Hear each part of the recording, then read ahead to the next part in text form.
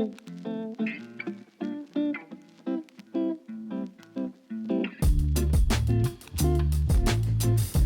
hot. Mics are hot. We are back. It's been a little delay. We did record an episode. Yeah, so I think we never want to edit or not put out episodes, but we felt like the energy just wasn't there. We didn't have the coffees going. It was late at night and we were wrecked from It was a Black Canyon, long weekend, a long day. So welcome back. We're back. Thanks for your patience and also saying, where's the episode? I can't find it. I've been really pleased with how many people have reached out saying, hey, where is everybody? You know, or did we miss something? All right. So that's been nice. So that's it. Episode 6 officially. And, take 3. Yeah, take 3. Because I did cut when we did record last time. Yeah, Anyways, we're gonna twice, yeah. we're gonna try to be efficient of knocking out the last 2 weeks of updates. We say that, but we're we gonna were preparing ramble for this, and he was like, "Okay, we need to talk about this and this and this and this, and okay, keep it short." But he keeps adding topics. All right, well, let's dive in. All right, let's go. So what have we done? So let's start with Black Canyon because Pretty much the last episode we did was a lead into Black Canyon. yeah.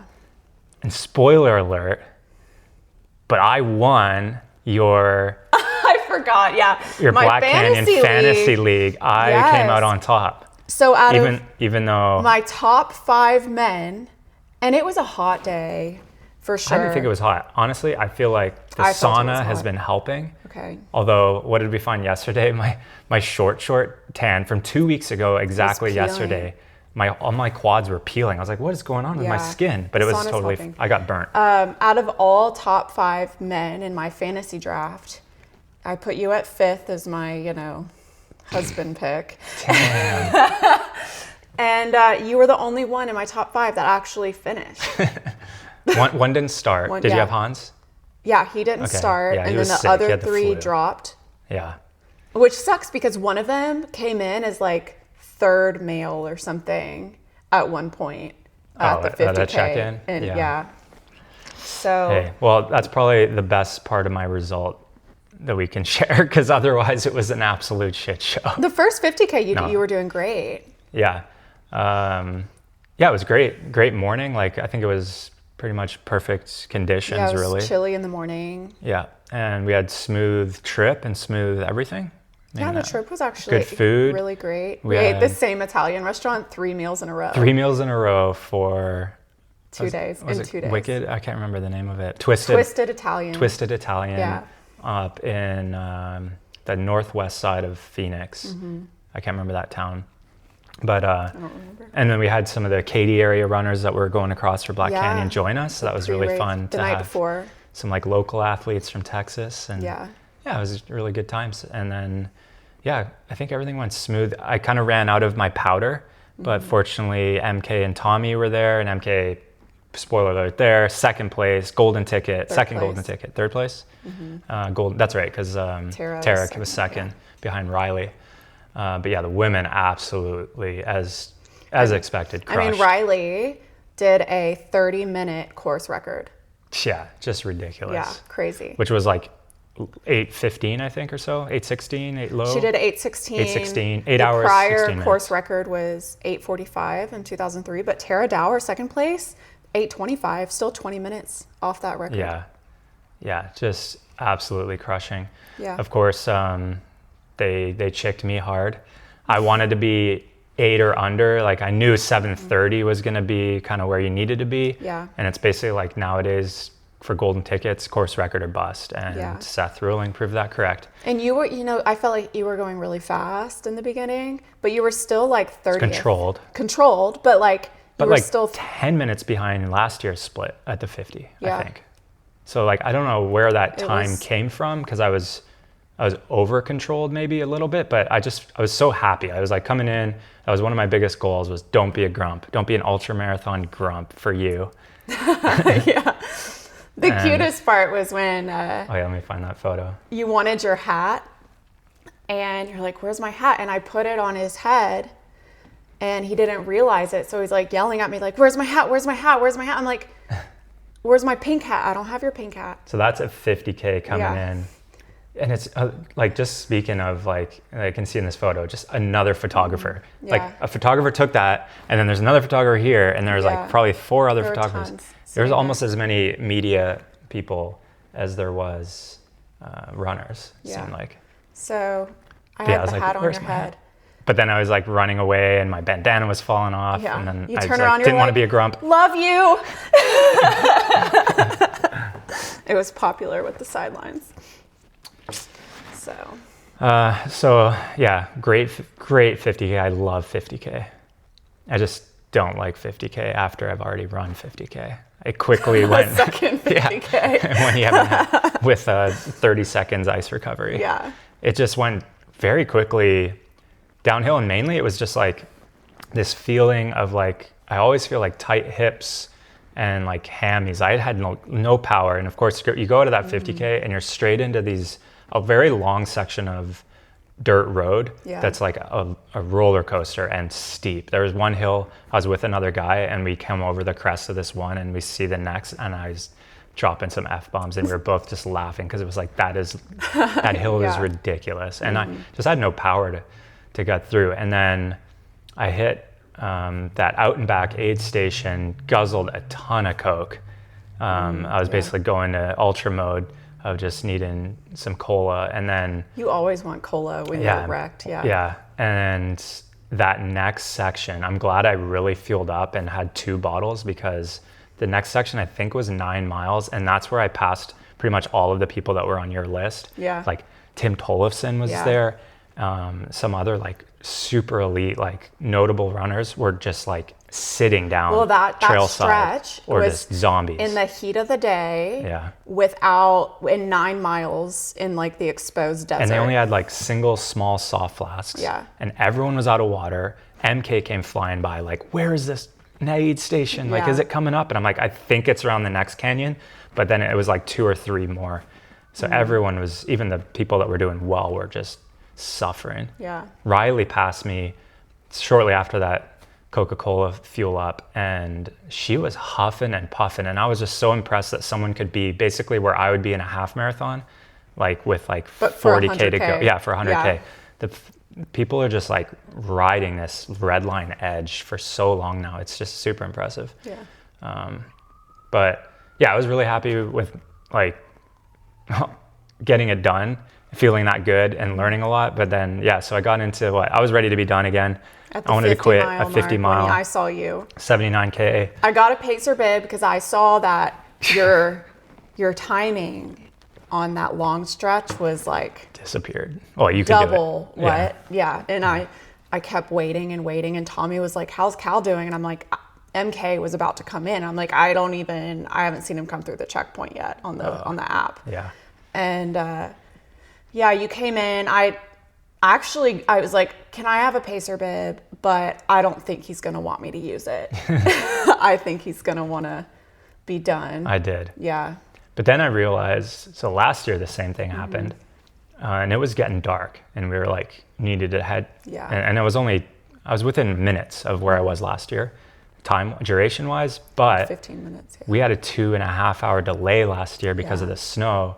And I was like looking at the sun, and it was like up here, and I was like, we have like a whole day. The pool sounds amazing right now. Pizza sounds amazing, but a finish is better than a not finish. Yeah, and that's where I just like, you were there. I wanted to do it and have that moment with you again, because that was really special last year. I felt it was more special this year, because last year it was, I need this finish. This year, you've done it before. Do you really want to suffer it again? Yeah. And then you were sitting down, and I'm like, do you want me to go with you? And you got emotional, and you're like, yes. I was like, only if you want to do it. Yeah, like you would only go if I would go. I was like, okay, I finished this. I get another raffle ticket for Western States. I'm like, why the heck do I want to do 100 miles? But I feel like that we had fun. Yeah, we got in a good groove. You motivated me. Yeah. You're like, if you run slower than the 2 hours and 19 minutes, which is my marathon PR that it took us last year. Yeah, it took us 2 hours and 19 minutes together last year. And the next day after last year, we went and picked out your ring that was 2.19 carats. You're like, you have to get me a bigger ring. Yeah, so I said, if you're slower this year, you have to get me a bigger ring. So. And I dropped you. Yeah, then you were like, bye. That was good. But we were about 15 minutes faster this year together. Yeah, we were. And there were 2 times hours, like low 2. Like you're stronger on the uphills than me for sure. But there were times I was still hiking and you were running. Yeah. But then I was definitely pulling you more on the flats and the downhills. Oh yeah, if you got ahead of me, I just let you go, and yeah, it was pretty. It was pretty desert run. It was beautiful, and we had fun, and yeah, it was good to finish for sure, and got to connect with the new ultra athletes that were out there. I didn't see Hans unfortunately because he no-showed for having the flu. Yeah. But we finished right ahead of, I keep wanting to say Lindsay, that's her last name, Allison, I think Allison, and got to meet her. I got to meet her on the start line, finish line, so that was cool. And then, of course, MK just ghosted out of there. I've already messaged her because next up is another 100K. You're like, we're going. He had already signed up for Canyons. And after that 100K finish, you were like, I don't know if I want to do this. Yeah. And I said, we're doing it. Let's book our trip. Don't bitch out, I guess. Paid UTMB some good money already. Yeah. So. Yeah, no free entries for UTMB because I'm like a nobody when it comes to UTMB index points because I don't you have zero do those index points. Yeah, I don't do those races, so they don't care that I've run under 3 hours like half dozen times. Why don't you pull up the picture of us finishing? Yeah, that'd be good. And then just from the men's perspective, shout out to Seth Ruling. He did a 5-minute course record, 7:24:55, and Will Murray, second place, also came under course record at 7:26 to Hayden's Hawks 7:30 last year. Yeah, so it was really like amazing that both the top 1 and 2 men and women beat their respective course records. Yeah, there's us finishing together. It was pretty cool. Yeah, the ultra athlete there the photographer did a really good job checking in. Yeah, it's just crazy, the start, like just packed on the track. It was cool. They gave the women their own like half section, like let them on the start line, like right up front. And yeah, it's crazy to think that we all went out at sub 6 minute mile pace around the track. That is and then so fast. And for 100 kilometers? I was comfortably running with people we were in like 6:05 to 6:20 kind of mile range. In the back, I was with a guy from the UK and another guy that we were just laughing. Like we can't even see the front, are so far under course record pace. Yeah. And there's women with us. And we were just laughing. Like this is playing well to what we're waiting. We're just being patient. And unfortunately it just, that's like one of my favorite race photos ever, for sure. Running through the desert. It was just like, for sure they're all going to come back. And technically on the numbers they do, but it's like all of us slid backwards as well. This is getting picked up by you. I'm just like I'm kind of not happy here. Just like, we're doing this. Here she is. She got a pacer bib again. Yay. And then here's me running and you just like hiking behind me. So annoying. And then when we were finishing, I couldn't see you, but I was like, you better not be hiking right now. Like, don't make me look bad. Yeah, don't make me run this final 100. But it was beautiful. I mean, you see how huge you can't really get a scope of like how big the terrain is there, but like the canyon. It is so beautiful, and then the switchbacks. Oh, there you go. I think you stopped to pee here. Oh yeah, I had to pee so bad, and I was ahead of you, so I like just went to the side and started peeing, and then you were filming, and I didn't know. It was fun chasing you though. I was definitely trying to keep up at that point. Yeah. There you go. You're doing well. You're doing great. Yeah, it was great. I was definitely like, I was tired, even though I didn't run the whole 100K, I ran a long run workout the day before. Oh, God. Yeah, that's the thing. You were just doing your regular training and not expecting to pace. Right. And then we did a shakeout. So like I did a cumulative 19 miles the day before after and a workout, and then straight into a climb, and but it was fun. Your boy Scott Jurek absolutely killed it that weekend, by the way. If you don't follow that account, it's amazing. It's just a meme account for ultra running, but it's just like encapsulates everything. Like from the shirt, it's like, thanks for the the black t-shirt to wear heavy. in the desert. Like, I love this shirt. Yeah. It's like great quality, and I obviously love the look, except for the huge hookah logo on the back. But yeah, it was like, what are we gonna do with these black shirts at 100 degrees in the desert tomorrow? But yeah, just like the fact that so many people were going out at a 6-minute mile, or there's my ice cream bender after. That was amazing. I got like 3 whole bites out of it. And then another one from your boy, Scott Jurek. Oh yeah, if you can't see it on there, the first meme was Leonardo DiCaprio just like almost going into it, crying because of the field going out at 6 minutes, and then now it's Taylor Swift at a football game. Double thumbs up, like super impressed looking face. My wife when I make it to the 3rd aid station without shitting my pants. I'm glad you said that because I couldn't see it and I couldn't remember what it was. Sorry. I always have to remember there's people just listening and driving their cars and whatnot and doing the laundry. So yeah. Thanks to everyone who reaches out. It's really keeps us going for sure.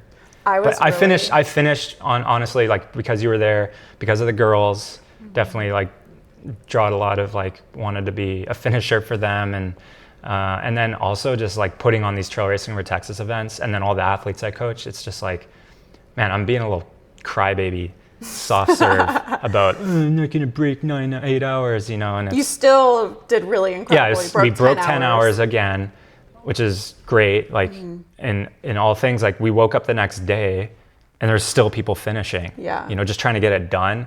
And when we go to these trail races that we're putting on, it's like, you can see like every finish is like truly amazing and important individually. And it's not just about the last like 100 kilometers or 100 miles that they've been through. It's like, you see how much dedication and sacrifice and suffering they've been through, and that is just like that small sliver of moment, and it's like, okay, I got to get this done. Like, and that's like when the mental block hits, right? It's so important to be able to push through that and show people, have that perspective. And have that perspective. For sure, I draw from that. Like, absolutely. If you're one of our runners at our trail events, like, I definitely drawed from inspiration from that. In every race, especially Brazos and Habanero to an extent, but Brazos especially, when you have your last finisher cross the finish line, favorite one. That's the one you talk about the most. Yeah. You don't talk about first the most, you talk about last the most. Yeah. Because that's usually the most meaningful finish to that person. Yeah, and they've been on their feet, like for those ultras, like 31 hours and 59 seconds. Exactly. And it's just like, I don't want to do that. That's terrible. Yeah. Like, I couldn't do that. And then also you see the pros, like I'm really happy that I finished, because you see a lot of pros like, oh, I'm just gonna stop here, be fresher and jump into the next one. Mm-hmm. You see that in marathon especially a lot. They'll just, use it as a training run and try to move on as quickly as possible. But honestly, I wasn't that wrecked. Like, I was able to get home. You ran not the next day, but the day after. Yeah, and I ran I did my own event. Like, I went Tuesday, we had to set up Jackalop Jam, which is a 6 up to 100 hour trail running event around a cone and back. And I walked to put the cone a mile down the road and walked back. And I was like, I want to run. I'm like, I was feeling it already. And that was Tuesday. So 3 days after. And so Wednesday I ran, Thursday I ran 10 miles, like put a bib on and did my own course because the timing and everything was working really well. And there was like so few people early in the 100 hours, the 72 hours. So it was fun to join them as a participant. That's a race director goal. If I can race my own event, I know we've made it. Like, the event's good. It's stable enough. Yeah. Runs itself. Maybe one day Brazos Bend 100. That would be a tough one for sure. Yeah. You would never have a lot of hands on deck for that. Yeah. Well, Jackalope was a wild ride, right? Yeah. So results from that, and I want to talk a little bit more about the Arizona weekend though, but we're going to get into that. Some of the results. Sarah Portilla, she did the 100 hours. She was one of our runners. Yeah. Ran 252 miles. That's amazing. And terrible weather. The weather was so windy, on and off rainy. Every year. But the wind, I mean, we're talking 20 mile per hour plus strong gusts headwind. Yeah. So I since I did the run, like I would run to the cone and it's northbound and you're just face into this brutal wind. And you turn around and it actually feels really nice because you're running with the wind. Last year was like that too. But they did, I mean, 252 miles is, 100 and, I can't do the math right now. That's 126, amazing. 126 laps. 126 times around a cone and back. And they sleep in their tent and, recover. And we have pizza and cooking foods, and we had Texas-shaped waffles. Yeah. Like just a lot of fun. And Billy Baldwin was there, the dog, and he was a huge hit with everybody. Like he was almost like an emotional support animal at the aid station. He got home and he was wrecked. He was so tired. Yeah. But he was like best friends with a few of the runners. Lisa, one of our like most frequent runners, was rucking heavy, so 30-pound ruck vest, and she did rucking 184 miles. Amazing. Yeah. Carlos was 222 miles. Lauren Joseph, another strong mom, she was 204. So we had 3 runners go over 200 miles in pretty bad weather. Yeah. Not the whole weekend wasn't bad, but no, they were good days. Yeah. My athlete won the 6 hour that was like very new to trail and ultra. He like randomly found his way into getting selected to pace Western States and had like no idea about it. So this is like that's right. his intro. So it's really cool to see him like exploring this. And another athlete came in aid station, volunteered. So I think it's super important as a trail ultra athlete to just go and volunteer, because you learn so much very quickly without actually having to run. Yeah. Well, you had a guy have a bee sting. Oh gosh, yeah, I got to bring up the photos from that, because that was insanity. That so yeah, it was the final night, and I'm talking to this guy, and I think he was like trying to hit a milestone coming up, and he's all good. And I turn my back, and the next thing I know, I turn around, and he's like in pain, and I'm like, what is happening? Like we have full-on medical emergency, and it turned out he'd grabbed a sandwich from the aid station, and a bee was on it. And it stung him on the inside of his cheek. So Jay grabbed his camera. The girls were there, so Holly and Maya, and they kind of jumped into action. They were grabbing me supplies, and I had my med bag really quickly. And so I proceeded to operate on this guy, and he's just like, get the stinger out. So I was right in the back of his mouth. Sorry, it's a little gory if you can't see this, but I gloved up, headlamp on. Jay did amazing. The one weird thing is there's actually a guy in the background here like photobombing us constantly throughout this emergency. That's weird. Yeah, it got kind of weird. Well, people get nosy about that kind of stuff. No, but this was kind of weird. But Jay did an incredible job with the photography here, and here I am just ripping this thing out. Obviously, going into some kind of allergic reaction, shock, and everything else was the main control, like airways, breathing, ABCs. Just keeping an eye on that. Well, thank God he wasn't allergic. Well, he did have an EpiPen in his car, so that was, other than the 1 year at Mission Tejas, which we're relaunching this year because the park's finally open, we had like over 100 people get stung by a ground nest that opened up on people, and it's one of the scariest, other than like heat, stroke, which we have at Habanero, emergencies. But I get so much experience, and I was able to talk to search and rescue on Monday night about this. Like if you just want to get into the fire and learn a lot really quickly, like come on out and help me, because it's like never a dull moment. And you had to do a rescue at Night Moves last fall. That's true. Yeah, I did. For heat exhaustion. Yeah. But yeah, overall great. That was the only medical issue. We had a potential like heart incident, and the guy made the right call and went and took my recommendations. On that, like if you ever feel like you have that shock across your chest and like the left arm cramping and you're nauseous and all those signs of a heart attack, you only have, I think the guy said, like 24 hours to go get checked for the enzyme that is produced during an actual heart attack. So they can blood work to see if you've actually had a heart attack, but he waited too long. Too long. Yeah. Interesting. So safety note on that. Okay. Well, going back to Arizona weekend. Yeah. Phoenix is blowing up. I feel like they got a lot going on. So that weekend there was not only Black Canyon, there was the Mesa Marathon, and then the Phoenix Open Golf Tournament. Yeah. And we were in the airport, not only arriving, but especially leaving. We're like, oh, that was a golf guy. Dude, bro. Total dude, bro. And then leaving, they're all like ripped, sunburnt, like lobster. So sunburnt. Their golf clubs and their stupid golf pants. And their stupid dude, bro. And they're all wearing, their dad shoes, and they're all wearing like new polos. Sorry, golfers, we're just. Yeah, you look like a douche, but and then there's I know the runners. That's not everybody. And so that was the golfers. And then the runners, and they were like all hungover basically. Yeah. And then the runners, they're like waddling through the airport, mostly Mainly marathoners. road marathoners from the Mesa. Yeah.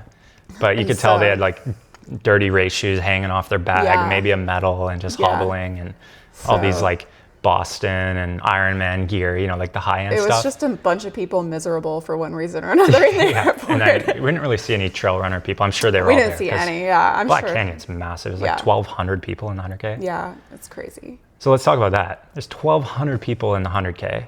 Mm-hmm. Seth Ruling, Riley, got $0. Oh, right. So even the golden ticket winners win an entry to Western States that they have to pay for. Yeah, and that's interesting. So, and like then you have the golf tournament going on, and how many? Yeah, they make millions of dollars, and so pretty much like anyone, I think I looked it up, 77 and above made 15K or more. Made six figures. Oh, God. And then even like the bottom, 77 and up is making 100,000. Yeah. Even the last place made like 28,000 or something like that. I don't know what Mesa paid out, but Mesa was 1,000 for first place, and then it was like 500. No, just for the marathon, and the half. Oh, okay. So 1,000 each, male, female, full half. Yeah, not too much notable from the Mesa Marathon. I wish it was Sunday because it'd be kind of cool to double back and either go check it out or whatever. But I think two of the most notable things that came out of that, Rory Linkletter had just run, I believe he was in Japan for a half, won in 102. And I think that was like his third half in 3 or 4 weeks. You just done Houston too. Yeah. So yeah, kind of, or maybe you missed that one, but yeah, he won the half. And then I think on the women's side, I was like really excited to see that Lauren Gregory, I don't know as much, but the next three was Kellen Taylor and Sarah Hall, which they all ran 109, all three, top three. And then the fourth was Ali Ostrander. Ali is a really cool athlete. I remember seeing her win junior world champs in mountain running in Wales when I was there. Oh, cool. When she was still she still has a baby face, but it's just like cool to see the career of somebody that's like been a child. Like I've known them since they were crushing mountain trails as a high schooler, basically. That's awesome. So she's kind of back on the roads, and Natasha Wodak was behind her, Canadian Olympian. Well, not only Phoenix, it's been a wild time. Like that weekend, a lot of world records were set. Oh my gosh, yeah, let me bring up that and even after that, they kind of kept coming in. Yeah. So our whole week update last week, if you have not been paying attention to what's been going on in the world of running, there was a really good post out that kind of summarized all of the crazy world records, the progression. So I'll run through this world record roundup from World Athletics. Yeah. On February 8th, we had Grant Fisher run 7:22 at the Millroad Games for a 3,000 meter. He got 25K from that too. Back to the prize money. Yeah. Which, I mean, world record, it's 3,000 meter indoor, not as popular, contested Olympic event. So I can understand that being a little bit lower. But 77th in a golf tournament makes 100K. True, exactly. Yeah, if you could somehow rank, like, do you think if, let's say running had a PGA, like, don't you think I'd be good enough to be in it? I'm pretty close. Like, I'd be close, like those bottom rungs. But then you have Grant Fisher who's like breaking a world record. Yeah. Obviously, he would be in it. Yeah. The guy would be making millions. Yeah. Just crazy. So that was the 8th of February. And also on the 8th of February, probably even a bigger event. The mile. Definitely for sure, the mile. Yeah. I mean, it's just such a classic. 3:46 for Yard Nagus. Yeah. Kind of out of nowhere because, I mean, he's always been in the mix, especially this Olympic year last year with 1,500. But it's always been like Jakob Ingebrigtsen and Kerr and, some other guys. But, like, yeah, he unfortunately broke that on the 8th. On the 13th of February, it's just 4 days later, or 5 days later, Jakob Ingebrigtsen answers and runs pretty much solo 3:45. Came through in the 1,500, 3:29 flat. So, and his Instagram post, Jakob's, was basically right back to Nagus. Like, sorry, Nagus. Like, look forward to racing you. Love. He called himself the Yak Goat. Wow, Jakob that's Goat. funny. Yeah. So, and then the 14th of February, just the next day, Grant Fisher comes back with his second world record in a week. 5K. On the 5,000 meter. You don't say 5K, babe. I know, sorry.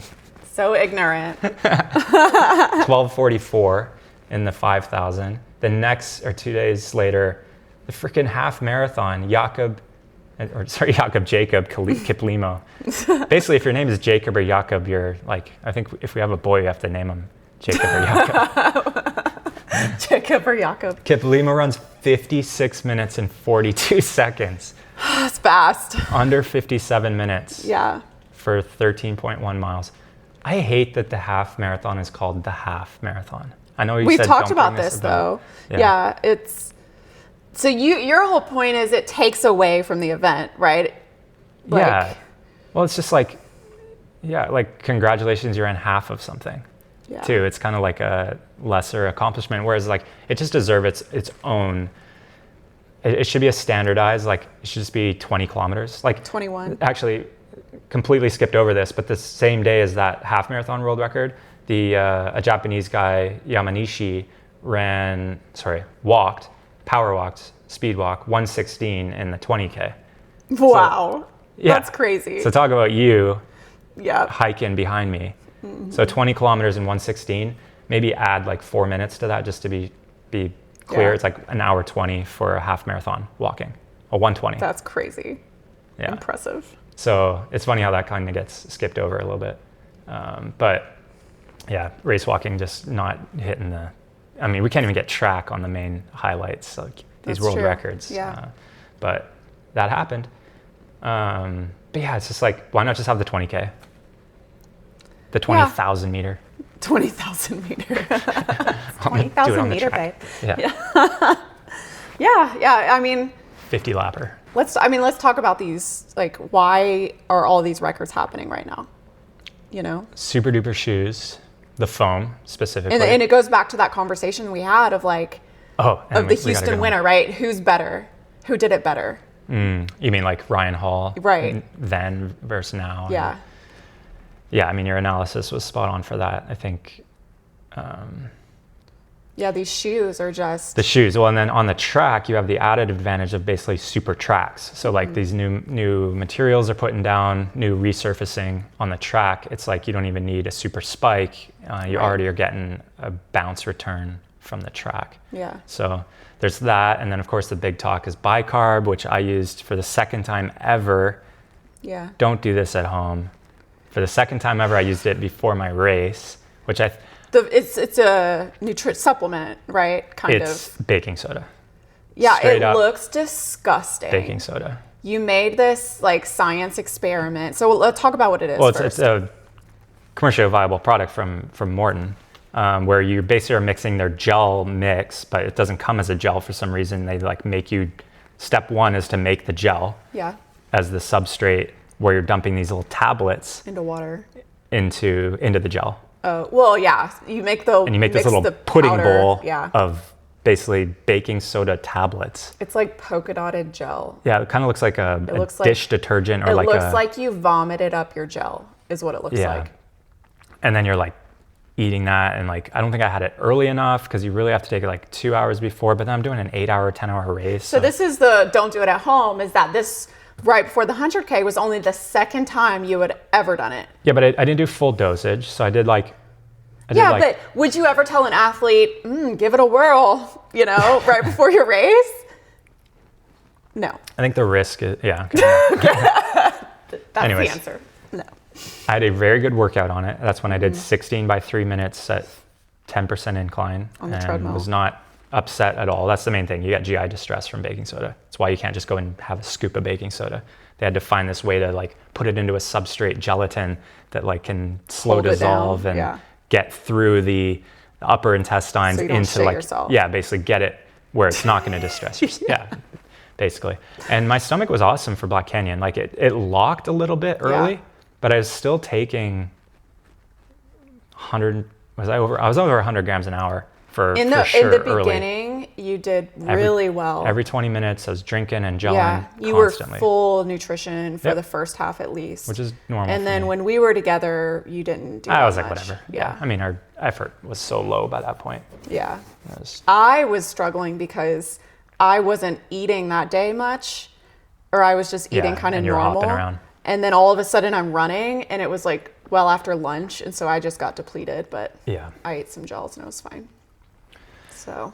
But yeah, definitely bi-carb, especially in these like high lactate environments, and even all the way up to ultra, which, you know, people argue like, oh, you're zone 1, 2 the whole time in an ultra. Yeah, but as soon as you hit a hill, you're like, and we saw Riley and other people just like super high end threshold work. Yeah. So it has its benefits from the mile all the way up, and for sure everyone's using it. It's definitely not any secret that bi-carb's sneaking in there.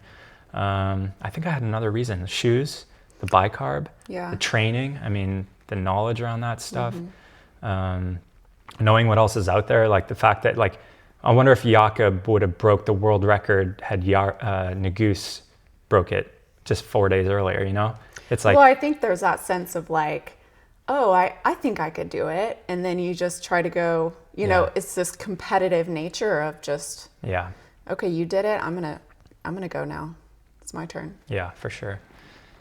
The one thing I was gonna say though, Black Canyon. So like, yeah, huge congrats to Seth Ruling and like all the guys that crushed it. Yeah. Seth was within 10 minutes ahead of me at JFK 50 last year, 2 years ago. 2 years ago now, yeah. So it's like, I still believe in myself that I can be up there competing. And now I think the gap between Seth and I on something like Black Canyon and versus JFK is a little bit bigger. So I'm not saying that I could have been within 10 minutes, but I still think that I just haven't had my day yet. Like I still, believe that I can like knock something out of the park. Yeah, and even being guys, 40, like right. and a half.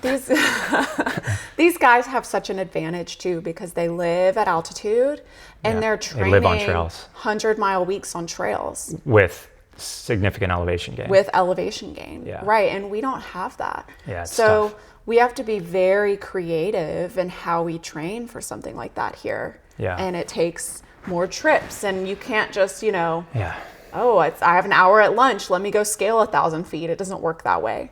Yeah. Well, I feel like I've been getting a lot better. I love the treadmill right now. You've been loving the treadmill. Yeah, if anyone knows me, I have hated the treadmill always. Yeah. And this week, I've run outside one time and on the treadmill the rest of the time. The weather's been crappy, but normally But I've been getting good elevation, and I know you say I'm the master of no training, and it seems like because I'm not putting the mileage in, but I'm always working hard. And like this week, I did like a 30-minute hike with 30 pounds at 15%, like got significant elevation on that. We've done sauna spinning a couple times. Sauna spinning, which the strength, same kind of power relation to and going we've started doing intervals on that too. Yeah, or like yesterday, I did a very low, which is, I'm trying to like change the way I'm approaching it, but like really low spin, high resistance, which I'd never really done. Yeah, typically you're the opposite. I'm always trying to be like 100 reps or RPMs or more just to get the turnover. But now I'm realizing like I need to get that power in the resistance in there. Yeah. And did that same kind of 3-minute interval workout on the hills. Yeah. And then I did a long run yesterday that I did a 10K in 32 flat. With tying your shoe. Yeah, I had to stop and tie my shoe. I was wearing a trail shoe and I just kind of slopped it on. Yeah. But either side of that, my warm up and cool down had some good elevation. So and down. We need a new treadmill though. I don't want to bite the bullet on that Wahoo yet. I'm not ready yet, but the cash is just not. Agree that we need a new treadmill. It's janky. It's seen better days. It has a lot of miles. I put so much training on that thing. But I love Zwift. Feel free to add us and join us in the virtual Watopia world. All about it right now. Yeah. So we're getting stronger. We've been working in the gym before the spin sessions in the sauna. So what you're training for right now is canyons. Yeah, which is end of April. The 100K. And then depending on what happens there, you really want to shift back into like marathon my mode. Strengths. I mean, it's just like we're saying, like, I'm like, I can't get ready to my full potential for these types of mountain trail runs. So why am I like beating my head against that wall when I could, there's like a few road races coming up that are like really appetizing, even like road ultras. Okay, talking about super shoes though, and results from the last weekend, and then I want to go back to a little bit more Phoenix stuff. We saw the 100-mile USATF champion Rajpal get DQ'd for wearing the Hoka X shoe. That was, gosh, it's like 60 mil, or it's more than 40 mil allowance on the shoe. So yes, someone's like, why is that shoe even available if it's illegal? Right. But there's a lot. And why would you train with that shoe and not race with it too? Like if it's, it shouldn't. Yeah, I liked his response. So he came out after the DQ and was like, look, I didn't know, but that's no excuse. I should have known. I only tried the shoe once last week, and then I wore it for the race because it felt good. And nobody at the race cared, but it's like the USATF was there. Yeah. And then it was actually somebody from, speaking of like haters and stuff, we've had that before. We've had some haters this week. We've had some haters this week too, some really good notes. But somebody reported from the live broadcast on YouTube, this guy for wearing the wrong shoe, a legal shoe. So the shoe's illegal for record-setting eligible performances. Yeah. And technically, pretty much every race you go to is, like we said, for Houston Marathon, is under the USATF sanction or like rule book umbrella. So really nobody should be wearing this shoe to race in. But they're not going to say anything to last place wearing it, right? No, and I even saw somebody screenshotted an email. They reached out to the Boston Marathon. Yeah. Like, am I allowed to wear this shoe? Like somebody random, not an elite or anything. And they were like, yeah, like we don't care what shoe you wear. Interesting. Which is like, I don't love that actually. No, I don't, because Boston is technically, it's got to be a USATF sanction. I mean, it's point to point, so it's already not record eligible. Yeah. So I guess it doesn't matter in that case. But I don't know. I feel it has a training purpose. I think it has a very good training purpose. Like if I could go put 140 miles a week on this super shoe, now would I just wear a regular flat and do 90 miles and it's the same thing? I don't know, because like we've talked about this before. Like we know people that only wear super shoes and they're doing 100+ mile weeks. Like, don't you think that's a little bit less? Like in the grand scheme of like giving you extra. Yeah. So versus someone wearing, let's say they're a barefoot runner, running 70 miles a week, it's probably the same. Yeah. 70's a lot. 70 is a lot. Yeah. Yeah. So something to think about in your own training, probably. Yeah. Like what are you going for? Like I'm like, that's the thing about my training. It's like, I told you this yesterday, I'm not doing as much mileage, but like when I run, I'm so efficient. My returns are so low for the miles I'm getting.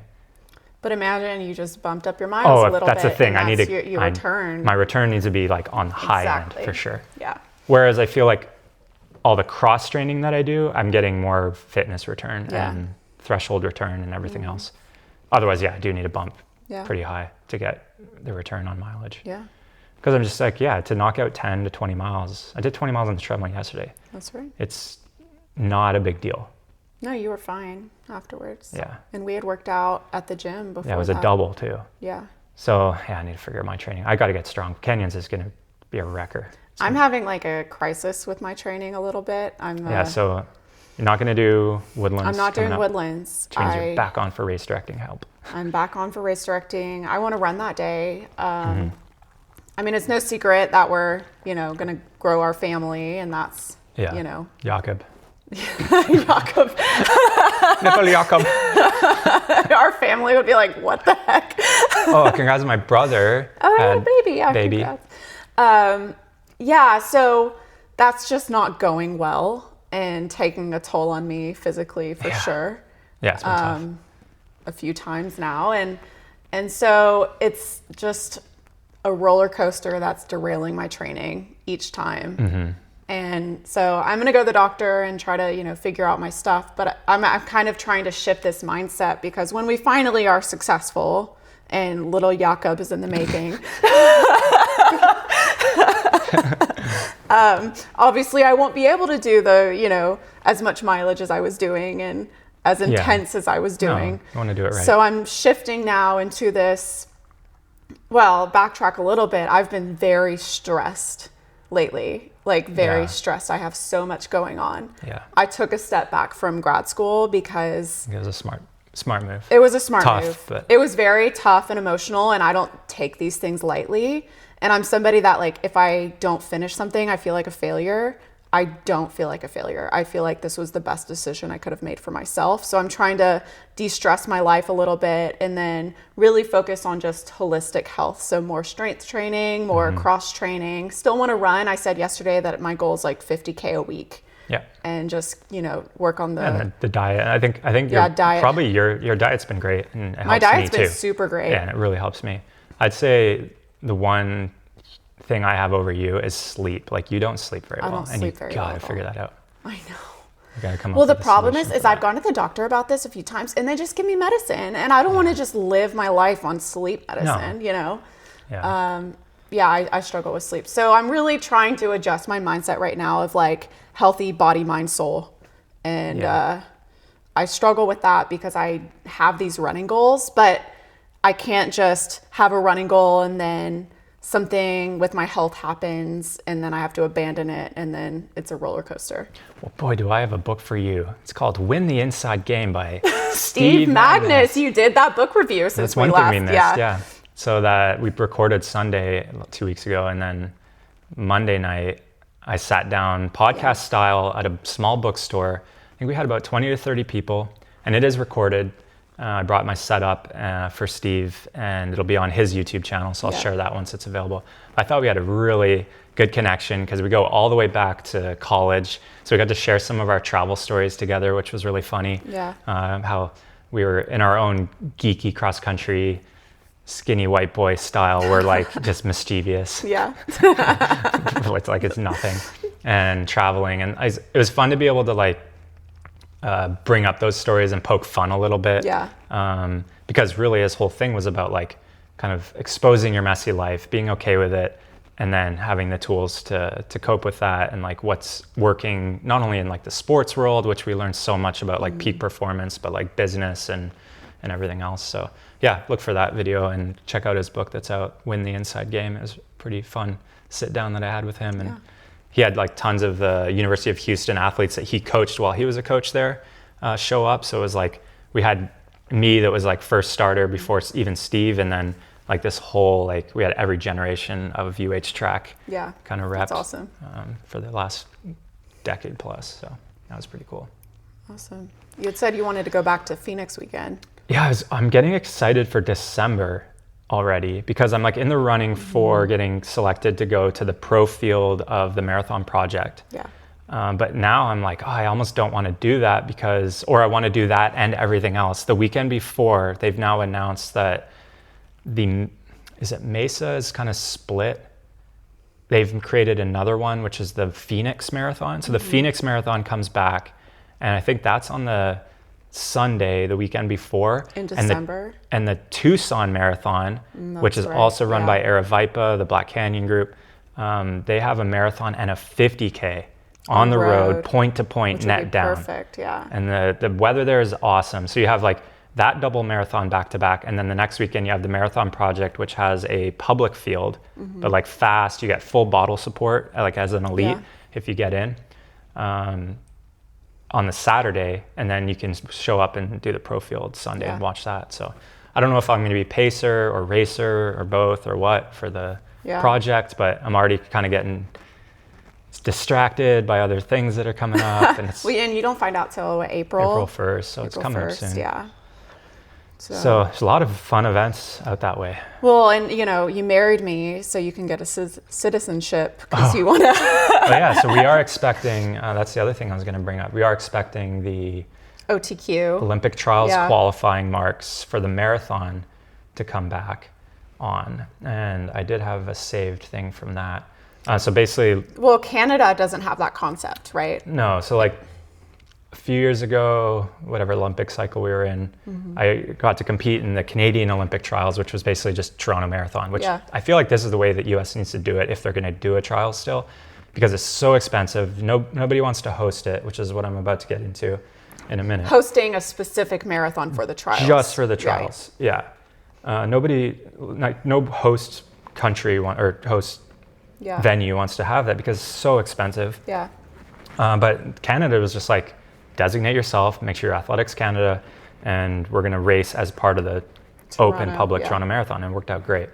And I think I ran well there, and I think that was the first time I was a PR like 2:20 shortly after running a 50K. But anyways, the US Olympic, or like USATF, I feel like they're strongly considering not having a trials. Yeah. Because of the expense on the venues like not being chosen. So there was an update, this was 4 days ago, from USATF. We're still working on whether to set a US Olympic marathon trials standard without a guarantee of a traditional trials selection event. So that tells me that they're like, this is on the chopping block. Because we saw last year in the trials, third place didn't have the world standard, and they're going by more and more like kind of like UTMB index points. They're going by like these point systems or like rankings in the world to choose who gets to go to the Olympics. It's not just about your country and selecting, it's like world tops. And we actually saw, because I think it was fourth place, CJ Albertson had the standard that he ran under 2:10:30, I believe, or 2:10. Because he had it, it allowed the third place person at the trials to get to go to the Olympics. Interesting. So really weird. And so it's almost like, what's the point of these trials? One, we're like only trying to get 3 people. Yeah. Why do we have 200, Anyone 300? that qualified ever, yeah. Yeah, why do we have a field of 300 when we just need 3? Yeah. You know, but at the same time, so that's one counter argument. But I think that's very special for the people that actually got to that. That's the thing. Right. The Olympic Trials Marathon has like pushed the sport of marathoning in the US especially like so far, because you see that it like motivated especially the women when it was 2:45 to step up to that. Like women that were like just sub 3 or around there were like, I'm going to do this. And they had hundreds and hundreds hit it, and made like this huge hype around it, and everyone got profiled and like went to, in that case, they went to Atlanta. That's right. And then it was 2:39, so a lot faster, and still still a lot of people 5 hit it. faster, yeah. And to go to Orlando. So it really does push the sport further, and like it made a boom. It made a running boom that we haven't really seen since probably the 80s. Yeah. So that's the other side of it. It brings up sponsorships, it creates money and in the sport and excitement. So yeah, we'll see how it plays out. Yeah, what else was part of that update? They said USATF is hoping to determine the qualifying standards and qualifying window by the end of March. So we're within 40 days of probably hearing that. And it could open as early as fall 2025, which is kind of the typical timeline they're on, which would include Berlin. The field size is the consideration. So do they do a small 100 competitors? Yeah. Do they do a medium 150 to 200? Or they do what they've typically done the last 2 Olympic cycles is 300 plus, which I think, you know, if you're going to do it, you might as well just have as many as possible. Well, right. If you're going to have that expense, just... Yeah. To the point where, I mean, you still want to have bottles for everybody, but look at the Marathon Project. They're going to provide bottles for hundreds of people. Yeah. And then to be determined if there's an A and B standard, and whether there's an A-B standard for a half marathon time. Interesting. Okay. Yeah. So reason we're talking about it is I married you, married an American. Yep. Do I get dual citizenship? And I never want to not run for Canada or represent. Yeah. So I don't want to mess with my eligibility for representing Canada. That is to my heart. But I could still be an Olympic trials qualifier in the US. And yeah, to have that designation, that would be... And get to go and race the Olympic unique. trials. Yeah. It wouldn't mess with any of that. Yeah. So depending on what that standard is, you know, if it's something that motivates me, which I want to run faster anyway, I still believe I can run under 2:19. Yeah. I still believe I can run under 2:18. So yeah, so we'll see what that standard comes out to be, and maybe I start studying up for my citizenship. Yeah, learn American history. Solely for the reason to go to the trials. No, for other reasons. To vote, obviously. To vote. Obviously. Everybody vote. Yeah. Yeah. Yeah. That'd be fun though. No, it'll be good. So yeah, more on a personal front. Let's see. We have some travel coming up. Yeah, I'm getting excited. Obviously the canyons training that's needed. Hot altitude trail. We're gonna go West Texas for spring break. We don't have the kiddos. Yeah, we'll do. So we'll head west. Some camping and young lady. It's an old quote. Young Oh, man. I'm like, Head west, young man. Okay. Yeah. Yeah, head west, and then So the Fort Davis area, and we'll talk about more when this trip comes up, there's a nature preserve there, the Fort Davis Nature Mountains Preserve, and it only opens like once every quarter for public access. And this weekend for spring break, it'll be open. So you can get up to 8,200 feet on the peak. It's a really nice hike, a really nice run. Yeah. Gonna bring the paraglider.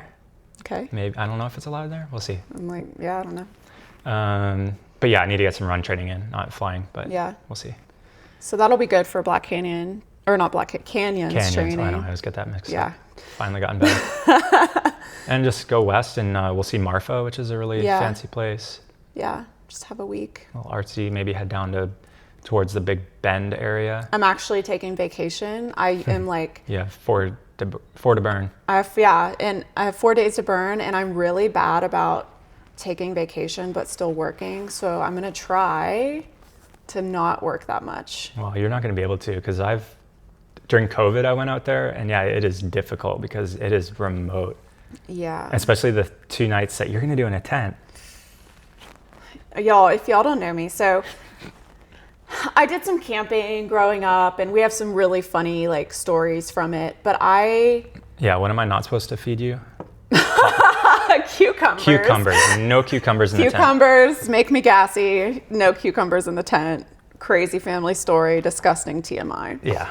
Anyway, yeah, so I haven't been camping since high school. I went on like a technology student association camping trip, and it was like one other girl and like 28 dudes in high school all went camping. It was wild.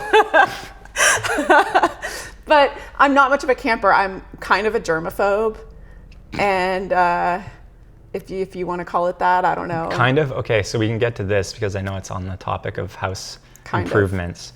You told me this week that, let's say you're grabbing this mug out of the clean counter. And the mugs, and it comes up and hits, as you're dragging it out, hits the shelf above or even to the sides. You will not use that cup. I it is considered. In the dishwasher. It's tainted. Wow, because of our. But okay, let's talk about that. Were when terrible. we moved into our house, there was, and there's. I actually killed a roach on the counter today.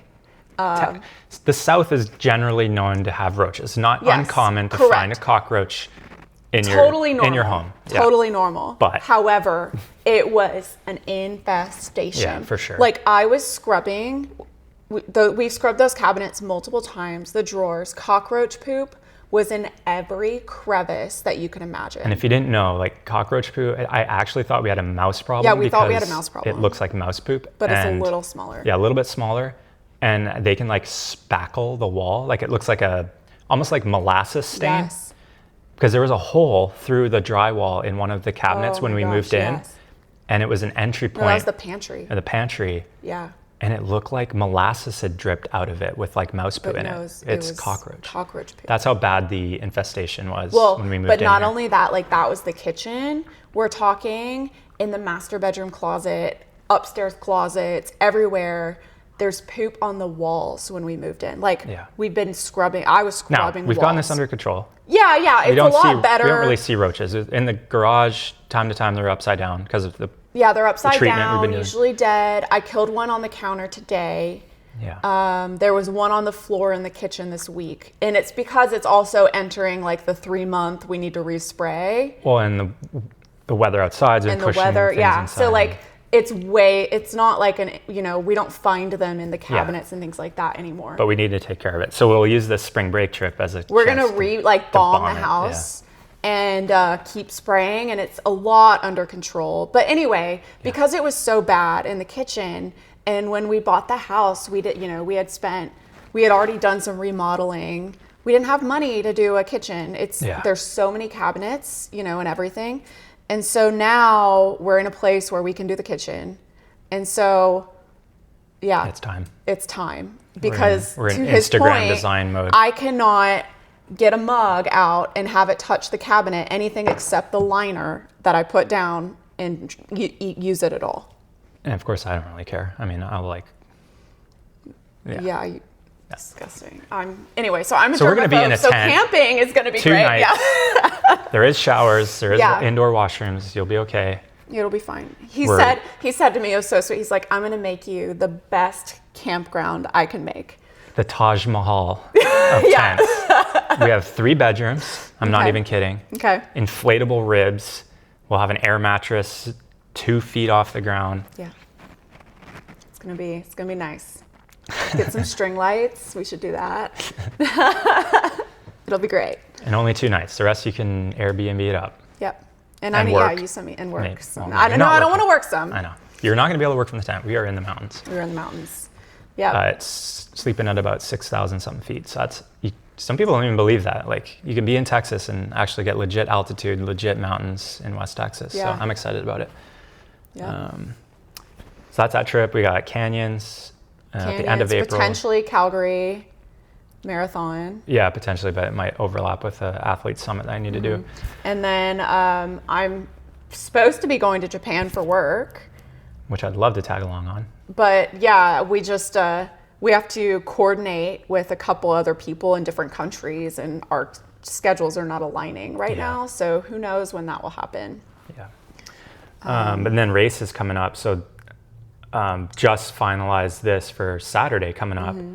For March 1st, San Felipe Shootout is a really fun event a concept I came up with, where you can do a 5K, a 10K, a half marathon, and they're all back to back to back. So the faster you run, if you want to do, you can do individual or 2, but you can do all 3. It's called the Shootout, and it's kind of like backyard style. You get a gap in between, and you have to be on the starting line for the next one if you're going to do the triple. You have an hour for the 5K, 2 for the 10K. Yeah, and then whatever till 3 p.m. Yeah. But just confirmed that a guy that actually, when I was in Fort Davis. That's right. Last time you did this with open my sister weekend. Celeste, we saw on this billboard that this guy, Rye Wolf, was going to be playing at the bar. And so like we were at this campground in the Fort Davis Preserve, got in the car, listened to his music all the way there. So we're like, kind of knew what we were getting into.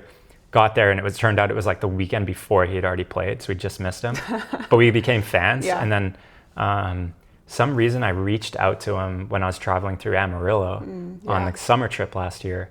And turns out he used to coach in NCAA. He was a runner himself. And so we kind of made that connection, and he's confirmed to come play the Shootout on Saturday. Yeah. So if you want to come out. That'll be unique. Yeah, come on out. You don't even have to run. You could come volunteer. Boston State Park. Super close to Houston. We're gonna have live music with barbecue and snow cone truck. So it's gonna be like just a fun, like actual festival. Like these kind of events that I want to build. This is the first glimpse of that I can see. So, and then we go right into Brazos Bend 50, which is gonna be in April 5th. That first weekend in April, and then over Mother's Day weekend we'll have Wildflower. Yeah, and that's always really awesome event out in the Austin area in Bastrop. And we're renting our house out that weekend. Yeah, we landed our own Airbnb rent out. Just to like a local, like we can't do that another normally. Airport family. Yeah.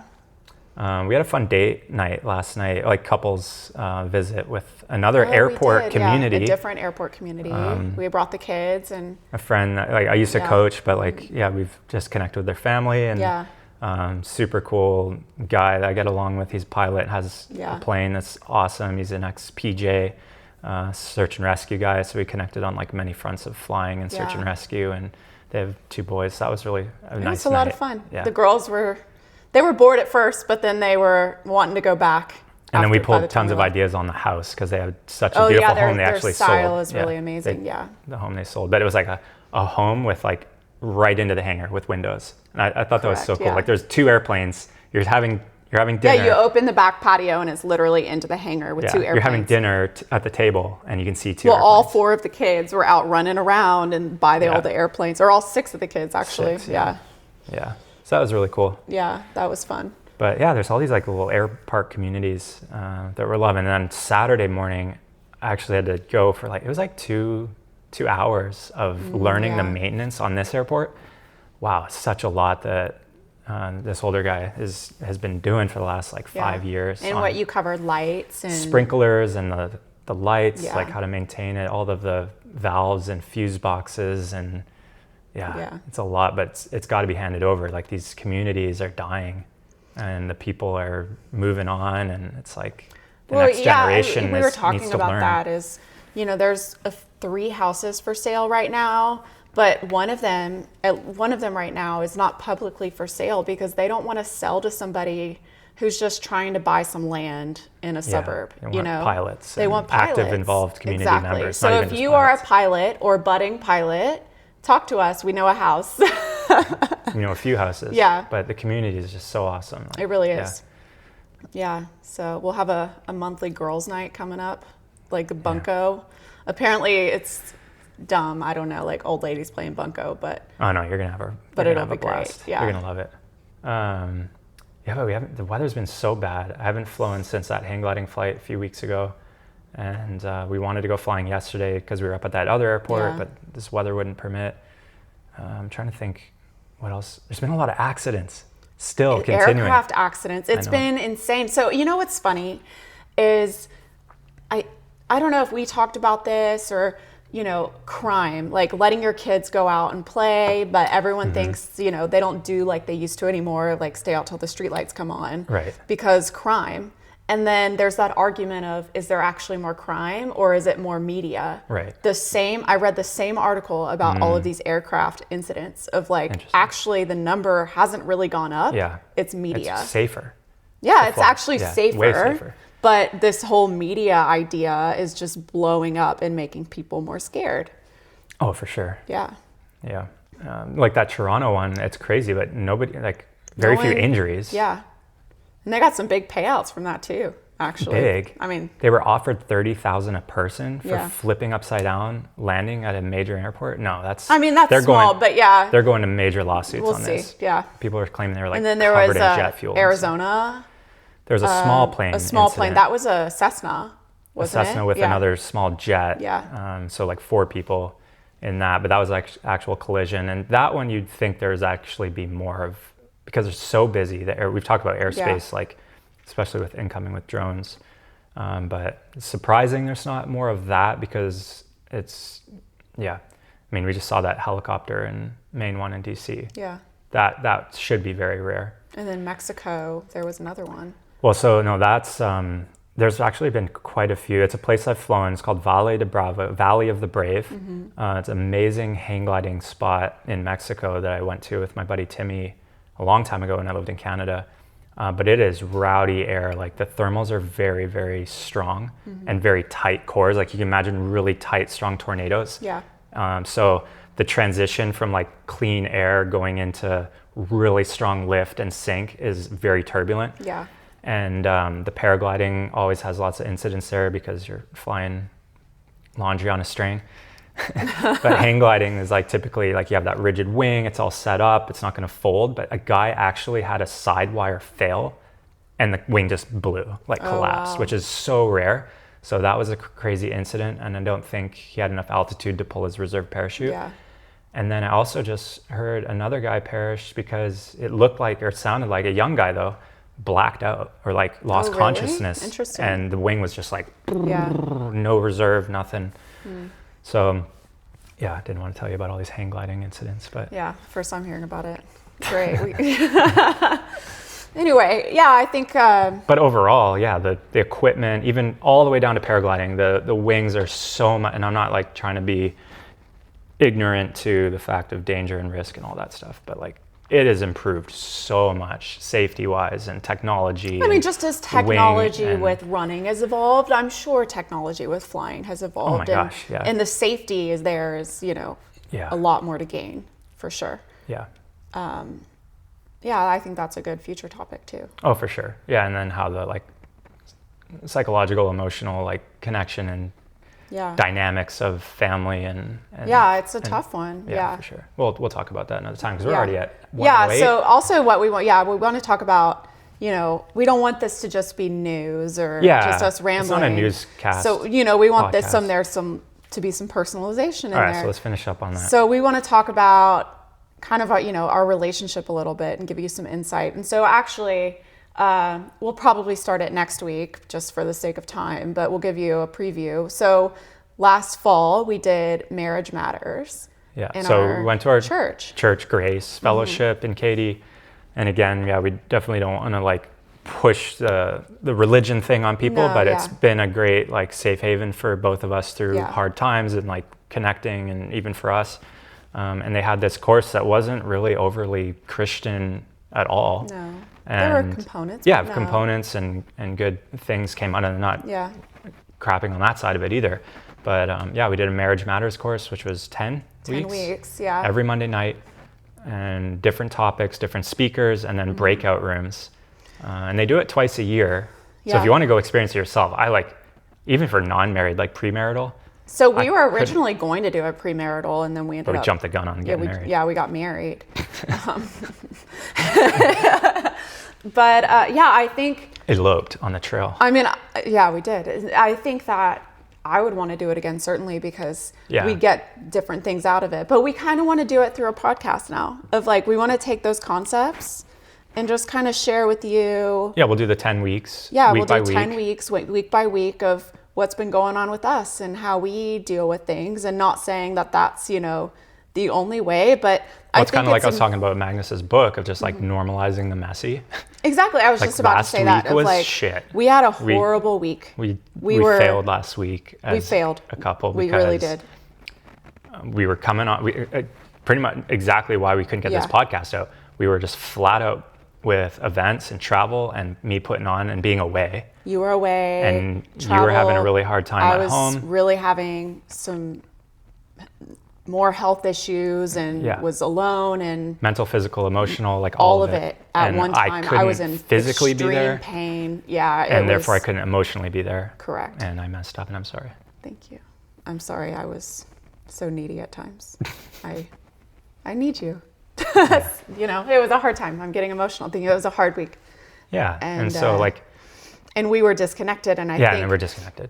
And so, a preview in what we'll do next week. So next week we'll kick off week 1, and it's called Love and Respect in the Crazy Cycle. Crazy cycle. And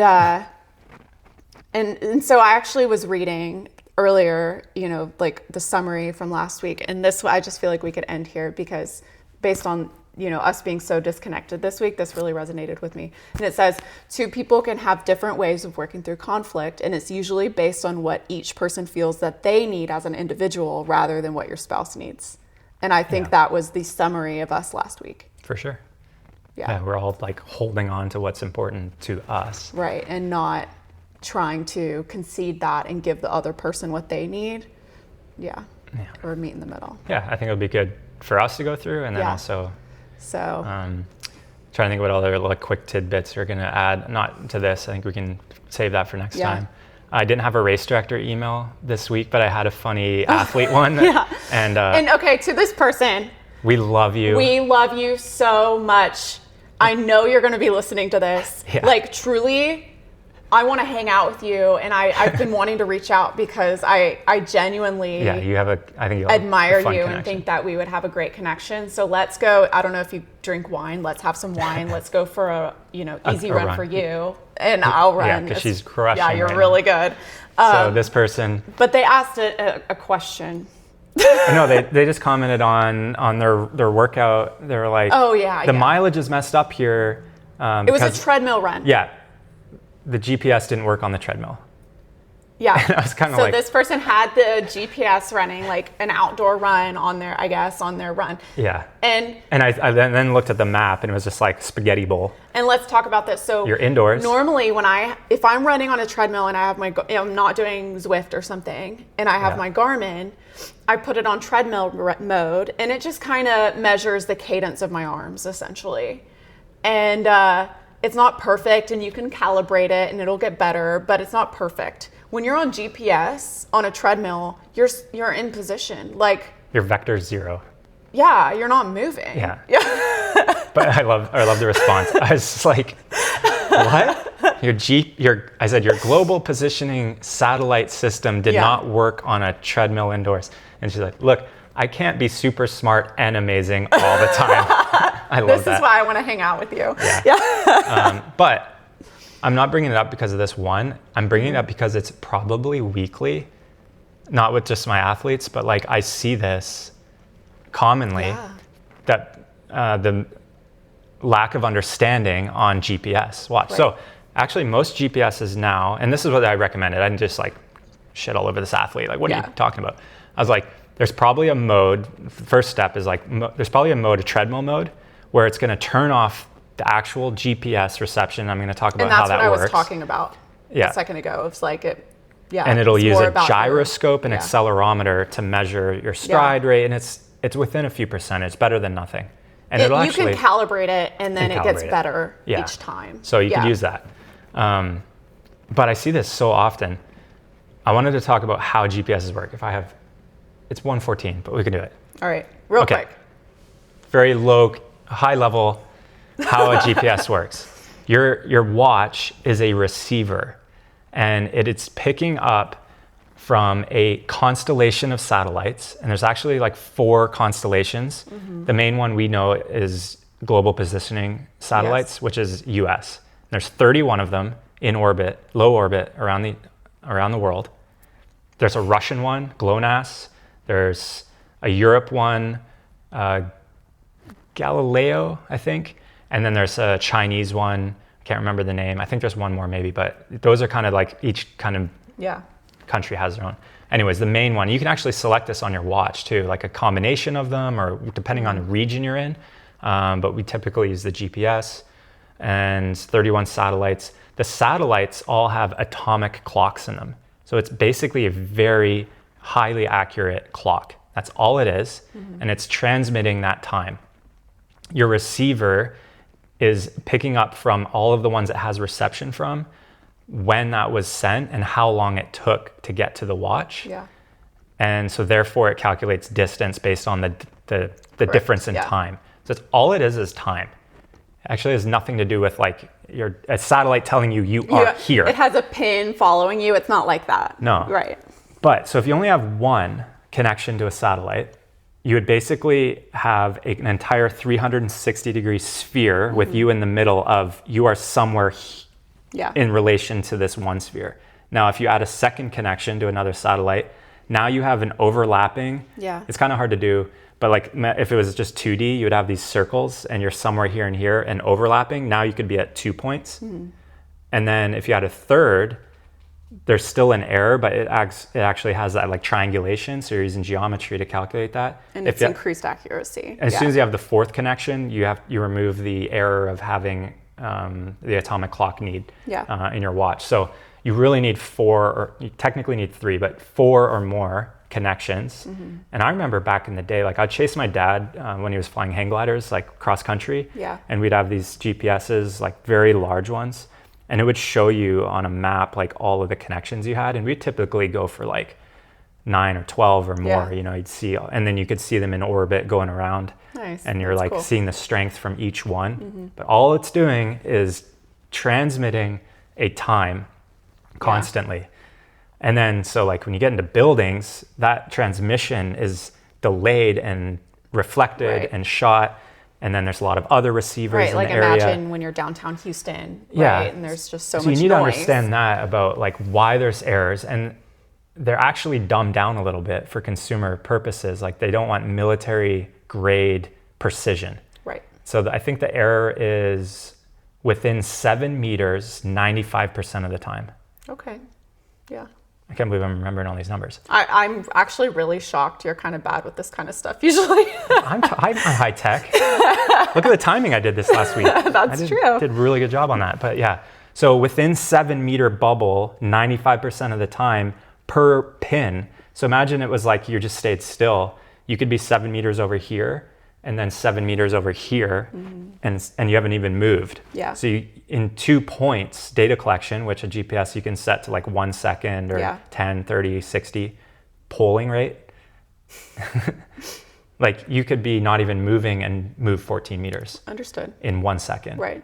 So technically every second you could move 14 meters without even in error, just plain error. So people don't realize like how off these things can be. And we talked about that, like we measuring about that yourself regularly, based on GPS versus. Well, people that go run a marathon and stop their watch when their watch hits the marathon and see not the finish line at the finish quarter line. Mile down the road. Yeah. Things that really grind my gears. Yeah. Race director, athlete issues. I had one complaint this last weekend, and the lady had done 30 miles, so 15 laps, and wanted the 50K designation. Oh, that's right. I was like, the 50K's 31.1. Yeah. Right. Like, I kind of You have know to this. do another like, lap, yeah. Kind of set a national record in the event. Like, I kind of know how far it is. And it's Close like, enough. it sucks because Yeah. our laps are 2 miles. Like, sorry, Yeah. you got to either do 32 or not do it if you want 50K. But they were just scoffing at that. Like, how dare you tell me that I didn't do a 50K? My watch even says that I did 31 miles. Right. But Oh, I was that's like- that's right. I was like, The I watch said wheeled it. 31 and a half. Yeah. I wheeled it to a centimeter. I know that this is 1,609 meters. To the T. Sorry. And I don't care that you went to you went to the bathroom like 8 times and have that mileage add up. Yeah. Good for you. Like, that's bonus. And then No the extra. inaccuracy. And then the inaccuracy. Yeah. And while you're on the toilet, like, you're gaining some 7-meter errors. Like, can't help you there. Yeah. Anyways, end of rant. All right, we'll stop rambling. We'll start our own marriage reflection next week, along with our, good old running stuff too, and flying. Yeah, hopefully some tales from the sky and good race directing, good Yeah. music, good training coming up. Yeah. I want to race soon, so we'll find something there. I want to Yeah. push I'm myself a itching little to harder. race, but I just, Let's race. We're going to do our FTP on the bike I just need to get my bike tuned up and then we'll be threshold good to go. Yeah. tests, like basically do lactate threshold. He or was like so cute functional about power. it. He's like, we need to do this together. It totally sucks, so I have to do it with you. So Yeah, we can like push can each other, suck put the together. jams Yeah. on. So look for that. We're going to get on the bikes. Maybe we can film a little bit of that. Yeah, that'd do be like fun. a 20-minute FTP test yeah. to set our functional threshold power, which is like Yeah. your watts. That'll be cool to see. I've never really properly done that. That'll be fun. No idea Yeah. on the bike where I'm at. All right. And what else? Yeah, no, I'm going to have a busy week at work and getting ready for a race this week and go from there. All right. Well, time to go play with the girls. We had a full house here, Yep. 4 kiddos, and they want to go for a golf cart ride. That's our We did newest get toy. a new golf cart. Somebody was moving, and we landed an extremely rare good deal Yeah. on a used golf cart. So time to do it for a ride. Thanks for joining us. Thanks, y'all. Hit us up on questions, feedback. Yep. Let us know if you cooked that chicken recipe. The Oh Peruvian. yeah, did you make the chicken? Like, Yeah. seriously, go back. Shout what, out to everybody who made positive comments on my AI talk that Cal Oh, fell yeah. asleep in. I feel Sorry, like I that didn't- was I was unresponsive in that. Yeah, I have AI. We'll do that too. yeah. So anyway, I wanted to shout out because there were multiple people that liked the AI talk and you were just bored. So People love the tech. Hopefully they got enough of that this week with the GPS talk. yeah, there you go. Thanks for joining. All right.